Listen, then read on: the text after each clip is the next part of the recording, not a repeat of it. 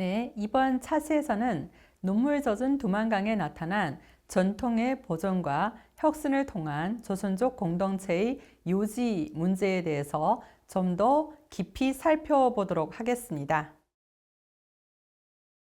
최홍일은 여성과 가족에 초점을 맞춰 민족 공동체의 유지를 위한 미시적 뿌리 찾기를 시도했습니다.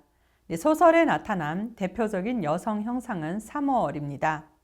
아름다운 외모에 마음씨까지 착한 조선의 전통 여성이었던 사멀은 어머니께서 돌아가신 후 약한 몸으로 모든 집안일을 도맡아 했고 사랑을 동경하며 용달과 호감을 가지면서도 자중자애했으며 다재다능했고 자신의 삶에 최선을 다했습니다.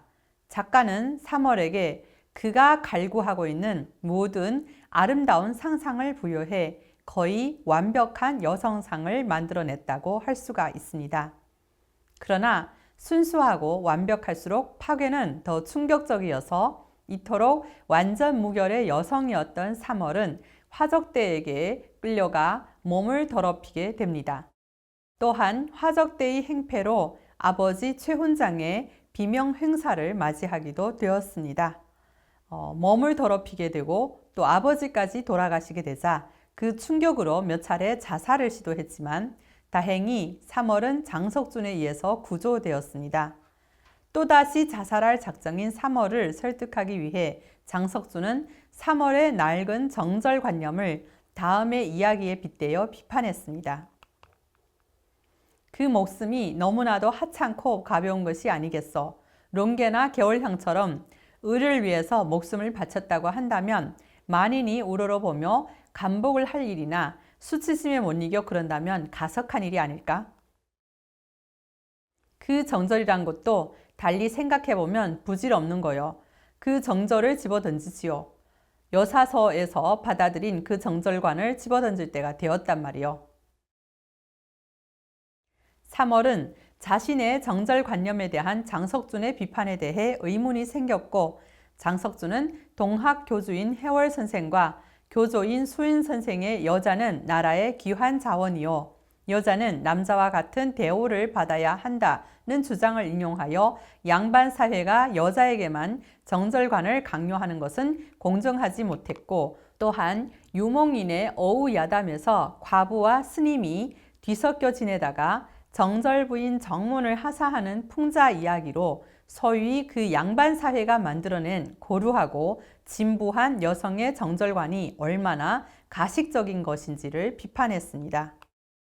또한 동학의 수령 전봉준이 전주 화약을 받아들이면서 조선조와 합의한 12조의 7은 과부의 재혼을 허용한다는 내용이라고 하였습니다. 장석준은 정과 이치를 따지며 마침내 사멀의 마음을 열게 하고 그가 자살을 단념하고 다시 태어나게 했으며 결국 사멀과 결혼에 이르게까지 됩니다. 그 후 남편인 장석준이 구국에 투신하여 자주 집을 떠나게 되어 그녀는 혼자서 집안의 모든 무거운 짐을 짊어지게 되었지만 집안을 지키기 위한 노고를 마다하지 않았고 고독한 자기 처지를 원망하지도 않았습니다. 작가 최홍일은 사멀이라는 인물을 통해 현대 여성의 가치관에 대한 자신의 생각을 분명하게 밝히고 있습니다.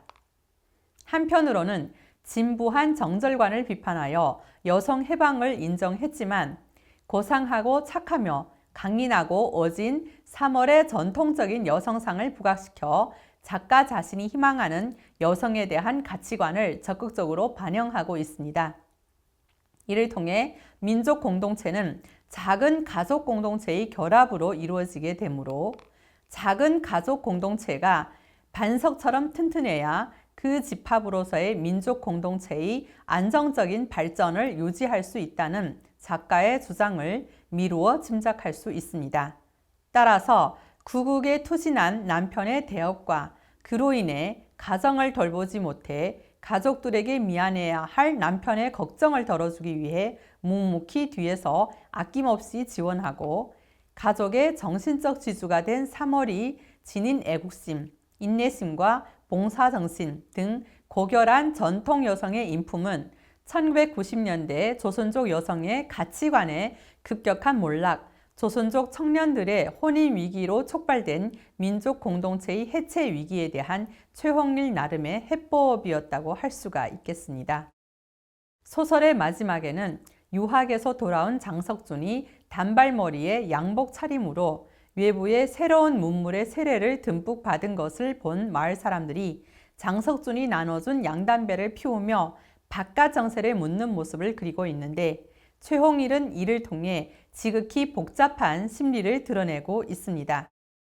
한편으로 사회의 발전을 자연스러운 변화로 받아들이고 시대의 흐름에 순응함과 동시에 새로운 선진 문화를 배우는 것에 앞장섬으로써 민족의 발전과 희망찬 미래에 다가설 수 있는 것은 긍정적인 측면일 것입니다.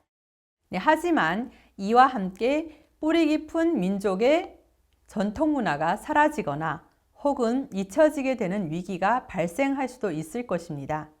최홍일은 분명 1990년대 시장경제와 외래 문화의 유입으로 인해 중국 조선족의 이주지였던 간도가 즉 연변이 공동화되어 가고 민족 집거지가 해체되며 민족의 전통 또한 상실되는 것에 대해 심각한 위기감을 느끼고 있으며 민족 공동체의 유지와 회복의 가능성에 대해 고민하고 있는 것입니다.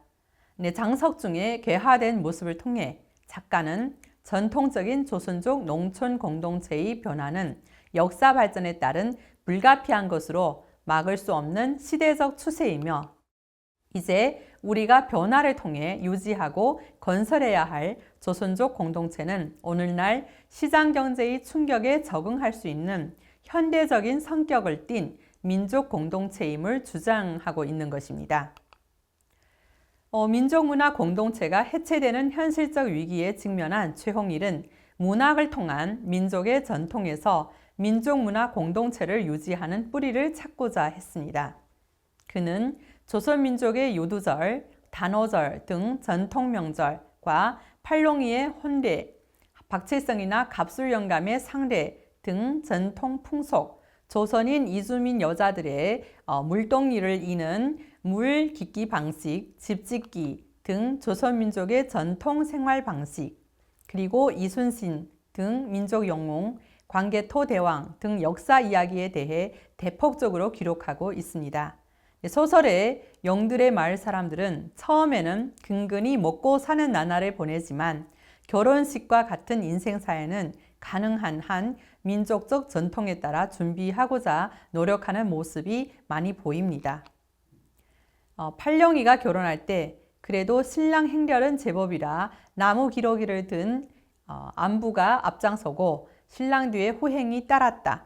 신랑과 신부 앞으로 각기 초래상을 차려서 맞붙여 놓았는데 약간의 음식이 갖추어지고 양쪽에 술잔이 접시에 받치어 놓이었다.